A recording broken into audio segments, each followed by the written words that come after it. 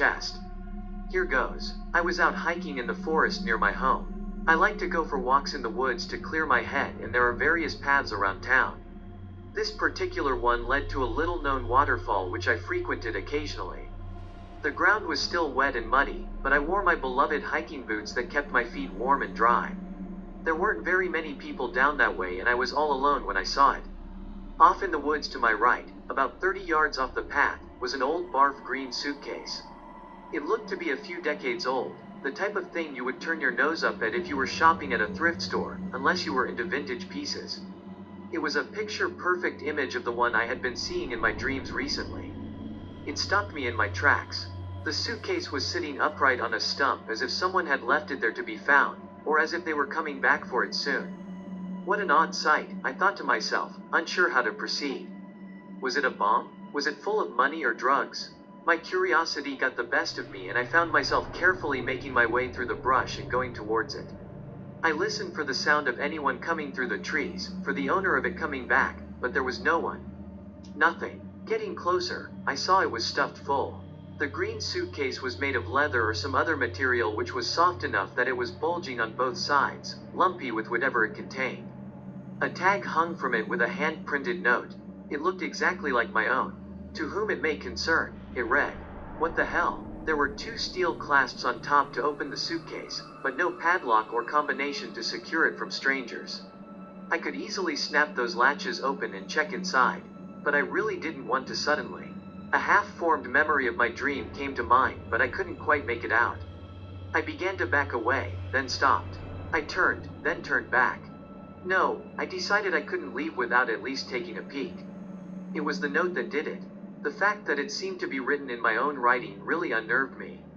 I needed to see what was inside now, it felt imperative. Moving swiftly, deciding to get it over with quickly like removing a band-aid, I went over to the suitcase and took a deep breath. Then I snapped open both latches at once. What happened next will haunt me forever. The green suitcase snapped open like a giant diseased oyster, revealing the horrifying contents which spilled out from within. At first I couldn't make sense of what I was seeing. My eyes could not rationalize that what was right in front of me was actually there.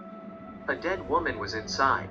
Her head rolled out first and bounced against my shins, her mushy, white, puffy eyes staring up at me vacantly. Blood and putrefied flesh poured out all over the ground, soaking my hiking shoes in yellow and brownish-red coagulated vital fluids. The various body parts had been crudely separated with a dull blade that left ragged red edges, the flesh cut to pieces in a haphazard fashion. I had never felt so terrified in my life as I did in that moment. But then I recognized the woman's face, and my horror became all-consuming. It was my ex-wife. I hadn't seen her for a few weeks, and she hadn't been returning my calls.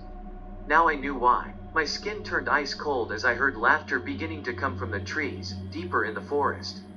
The jovial, chuckling laugh of a clown. So familiar, from my childhood. He was back. Something you should know about me. When I was younger I had a very vivid imagination. So vivid, in fact, that the things in my mind seemed real to me. In actuality they were real, I just let a series of mental health professionals convince me they weren't. But this was proof of what I had known all along. The clown who killed my friend when I was younger, the one born from my own nightmares, was back. I ran from there, afraid of being found in the woods alone with that suitcase. Terrified of what would happen to me if someone saw me with it. They would never believe the truth. I looked back over my shoulder and glimpsed him for a moment, then felt warmth running down my leg. His white painted face peeked out at me from behind a tree, like a little kid playing hide and seek. Red paint, or something else red, dripped in globs down his face from his cheeks and chin, staining them a crimson color. "We're going to play a game," he squealed. "We're going to have so much fun."